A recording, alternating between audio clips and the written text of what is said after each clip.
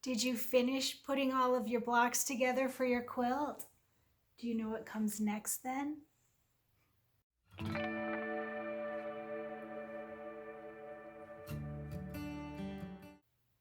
Hey Kimberbell friends, Kristen Som here, and we are continuing very close to finishing our Candy Corn Quilt Shoppe quilt.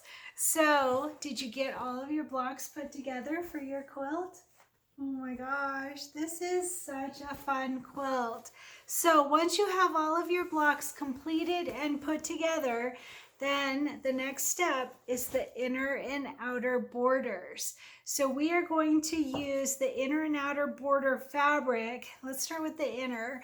So you're going to use this orange cauldron fabric, and it comes in your kit like this, a big long strip with a fabric, and we're going to cut 4 strips that are 1.5 inches wide and for the length of the fabric. So you know what? Let's go ahead and do that now.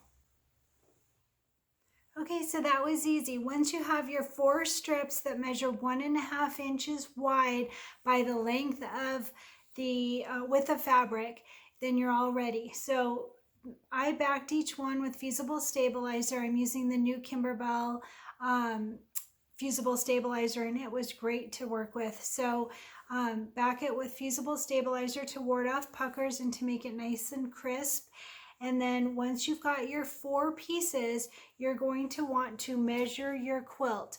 So you take your tape measure and measure the length of your quilt from the top to the bottom as accurately as you can, and write down your measurement. Each one will be a little bit different. It's all based on how close you sew your little blocks together and everything. So make sure to write down your measurement. Mine was 30.5 exactly for the length. So once you have the length, then you're going to choose your quilting design. We're going to use Halloween 2 for our quilting design, and it comes in lots of border sizes. So like 1x7, 1x10, 1x12, 1x14. I think that's all of them. I don't remember. And then there's like 2 and 5 and whatever for the outer borders. But for the inner borders, we're going to use the 1 by whatever length of your quilt, so and based on your hoop size. So here's a for instance, since mine measures 30 inches, because you take off that 1/2 inch because that's your seam allowance. So if mine measures 30 inches, it would be pretty obvious to do 3 hoopings of 10 inches, so 1x10. So keep in mind though that the 10-inch border is not actually 10 inches long. If you pull it up in your embroidery machine or embroidery software, it actually measures 9.45. So if you add up 9.45 times 3 hoopings, it comes out to 28.35. So you're going to have almost 2 inches of your border that won't be quilted. And that's totally fine. That's up to you. The other option is you can do 1 hooping of the 1x12, because the 12 inches doesn't actually measure 12 inches, it is 11.73. So if you did 1 hooping of the 1x12 and 2 hoopings of the 1x10, then it would equal out to 30.63. So it'd be a little bit too long, and that's fine too. So what you would do is you would cut your batting so that it wouldn't go into the seams. So you would do, on your last hooping, you'd measure how much you actually need left and just cut your batting and let the rest just run off. It doesn't matter, it would run off onto your border. And that's totally fine. So it's up to you. I haven't decided which way I'm going to do yet.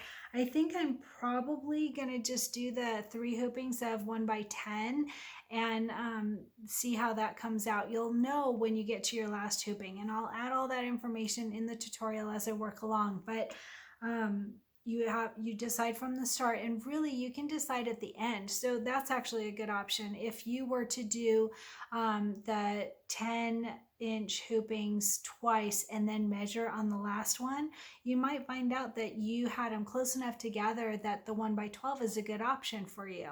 If you've got a little bit of space in between, which is totally fine, if you have a little bit of space between each of the hoopings, then the 1x10 is probably the best option for you. And if you have even more space, you have the 1x7. Or you can do the 1x10 and let it run off, or whatever is going to work for you, but you have options here. So based on your quilt size, based on your hoop size, and based on how close you get them together, you can decide on that last hooping exactly which one will work for you. And I'll go over all of that in photos. So let's go ahead and get started. Inner border time. One more quick thing. So I just bought the Halloween 2 border, and I want to point out two things. One is there's a Halloween 2 regular design, and then there's the Halloween 2 border. So you want to make sure to get the border, because the Halloween 2 design doesn't come in 1 inches, that it's just the border. So you want to get that Halloween 2 border. I think the ending number was 062 if I recall. And so one other thing that I think you'll like is that I just bought it on the Kimberbell website using our affiliate link with Oh My Darlings. And don't forget to do that, please. And there's a download link now. So remember that was missing for a little while. It's there. At least it was there for me. So I bought it, I put it in my cart, finished off my order, and then right away the website came up with, here's your download link, click on that, and it downloaded right away. And if you don't see that, like I said before, you can always get it in your email, because in the email there's a download link as well. But I thought that was pretty cool that it works now. So easy to buy. Try to use your affiliate link, please. I will add information on that. And let's get going with this inner border.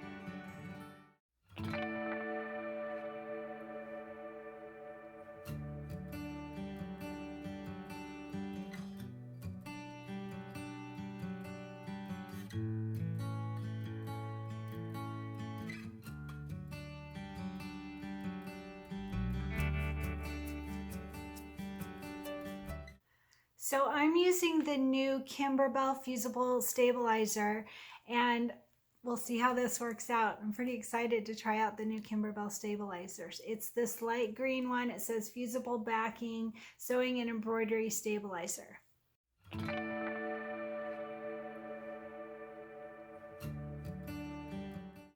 And did you know that you can use your discount code Kristen Creates on all of your stabilizers at Oh My Darlings, because they are sponsoring this project for us throughout the length of this project. They are offering that discount code Kristen Creates for 10% off stabilizers, everything you can think of for this project. Get it at Oh My Darlings during this time.